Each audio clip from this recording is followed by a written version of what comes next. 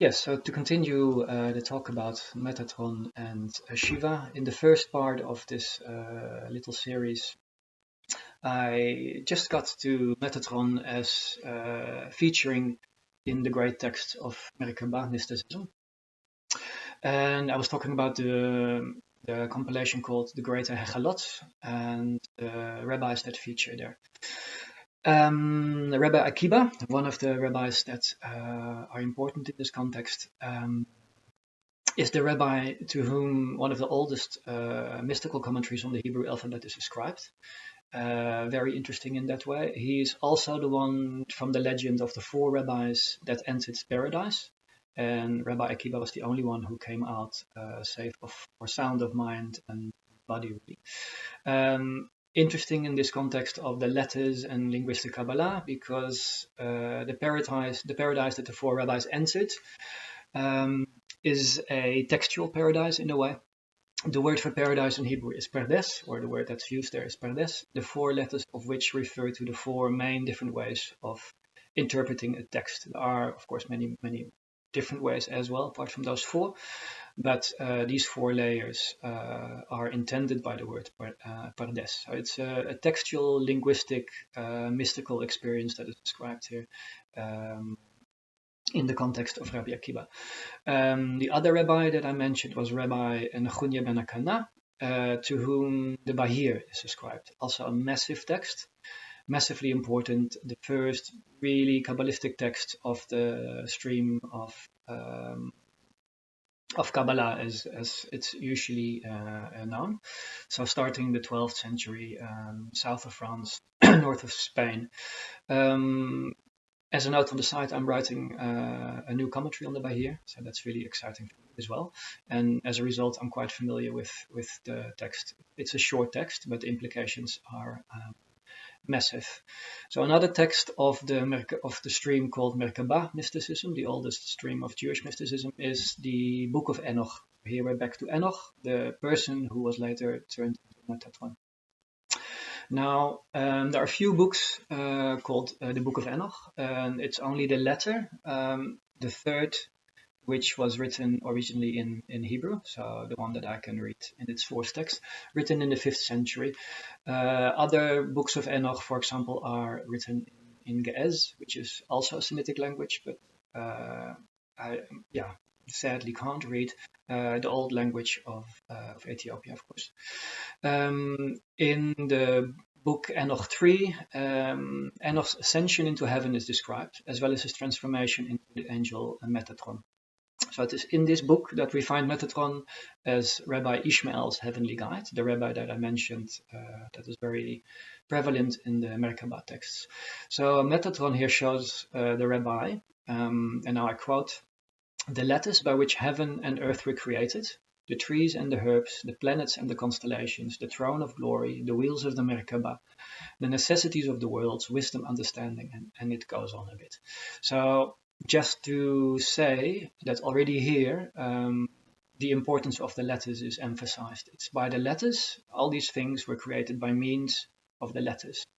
So Metatron already here clearly features as an advocate of linguistic mysticism. So in these texts of the Merkaba, we find extensive lists of the names of Metatron said to have been written on the heart of God. But the most prevalent name by which he is known is the Prince of the Divine Countenance, in Hebrew Sarah Panim. Interesting here because Panim also means just face, and in the Torah it's used when biblical figures have direct interactions with reality, or they're of course called God, the divine, and it's called face to face. So when Moses has interactions with God in the Old Testament, it's called he spoke with God face to face, panim el panim. So Metatron as the Sarah Panim. This title implies that he's the only angel, according to Kabbalah, who actually stands facing God. All the other angels stand on his right or his left. Again, his just for the ease of. So There are, of course, like I said, many other names. There's also more titles, and then there's esoteric names affiliated with Metatron, one of which, interestingly, is also anarchy. Now, Metatron, so in the subsequent streams of Jewish mysticism, I'm now moving to, I'm kind of skipping the German Hasidim, because that's just a whole, Hasidim being the pious ones. This was a stream of German rabbis, mostly. Too big a subject to go into. So I'm moving on to the practical Kabbalah, of which Abraham Abulafia was basically the first. There might have been other texts preceding his text, but he was the main author on text dealing with practical Kabbalah, also called prophetic Kabbalah, because Abulafia in his works describes that through his interactions with the letters, he comes to a state in which he is not, as in which he is as not. He describes falling down on the ground, shaking, seeing his own image, again face to face, rising in front of him. And yeah, the descriptions are quite intense and beautiful. And Abulafia came to these kinds of experience by stripping words of their meanings. So he went in the opposite direction of what I described as the sequence of creation in Kabbalah. So, like I said, first numbers, then letters, then words, then things. Abulafia thought that as long as I have connotations of words, and hence draw words and essences of things into the realm of thought, I'm moving away from the direct experience of the divine. So what Abulafia did, he took only the letters and made sure to not make words with them, of course, apart from the main divine names. And he had all kinds of fascinating techniques, permutation systems, gematria, notarikon, all kinds of things by which he felt he, in Kabbalistic parlance, drew down the powers from above, because the letters are seen as above. Again, that's just terminology. And he felt that by these techniques, he could free the material context of the words and the numbers and the letters, and draw down purely the spiritual essence. I'm saying all this because Abulafia points out, which again to me was fascinating, because like I said, it was for me all experience, the links between numbers and Shiva and Metatron. Abulafia points out that the number 9 is where it's all at. So he utilized a different way of dividing the letters of the Hebrew alphabet, of which there are 22, into a group of 3. So instead of using the 22 letters, he also included the 5 so-called final letters, which are the 5 letters in Hebrew that, of the 22, that have a different form when they occur at the end of a word, because they have a different form and different shape, they have a different energy, and hence to Abulafia they also have different numbers. Other Kabbalists, of course, also use these numbers, but usually what is used is the number 1 until 400, 400 being the numerical value of the last letter of the Hebrew alphabet, the Tav. Abulafia included the last 5, the final 5 as well, coming to a total of 27, and divided them by 3. So as such, he had the 1 to the 9, the 10 to the 90, and the 100 to the 900, each ending with the 9, to him a significant number as well. And to express what he had experienced to be the powers of the number 9, and hence to me the powers of Shiva in the Kabbalistic context, he showed there are 3 very important sentences to him that add up to 999. So the most important here is Metatron, the Prince of the Countenance. I already said that the main name of Metatron is Sarapanim, the Prince of the Countenance.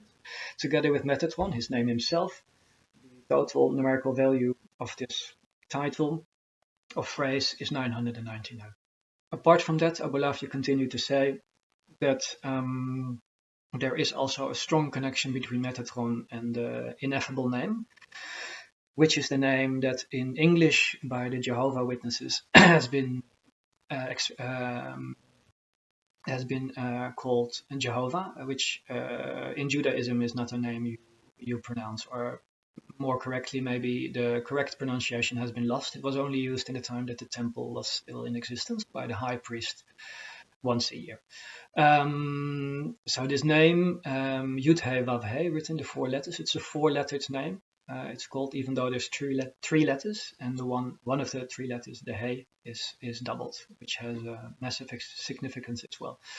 But the tetragrammaton can be projected on the 10 Sefirot. As such, the first letter refers to the first 2 Sefirot, Keter and Chochmah. That's the Yud.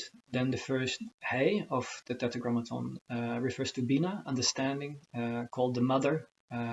Strong connections with Durga, of course, here. The third letter of this name is the Vav. Numerical value 6, important, and connected to the next 6 Sefirot, the last letter connected to the last Sefira Malchut, the kingdom, which is seen as our present world. So projecting this name, Yud-He Vav-He, on the 10 Sefirot, the Vav is seen as connected to Yesod, which is the 9th Sephira. So here we have again a connection with Shiva. The tetragrammaton is also usually seen as expressing itself in the 4 different Kabbalistic worlds. The third of which is Yetzirah, the world of formation, often translated as creation, which is incorrect. So as a note on the side, Sefer Yetzirah, very important book. I've heard people talking about it. I'm surprised. As in the wider New Age community, it's so it must be known. That's what I'm trying to say. It must be known to people. Sefer Yetzirah, Book of Creation, is strictly speaking the Book of Formation. So the third world is the world of Yetzirah, and this world is linked to the third letter of the tetragrammaton, the Vav, and the prince who rules over this world again is Metatron. It's a bit of a long way about to say why Abulafia uses this name, but so the second phrase that Abulafia compiles to show the importance of the number 9, in this context 3 times the 9 on the 3 different levels of the 27 letters of the alphabet, is with the ineffable name Yud-He Vav-He. So Beshem HaMefurash and then Yud-He Vav-He also amounts to 999. The last sentence that Abulafia quotes is the Hebrew for that you will teach me the world to come, also amounting to 999. Thinking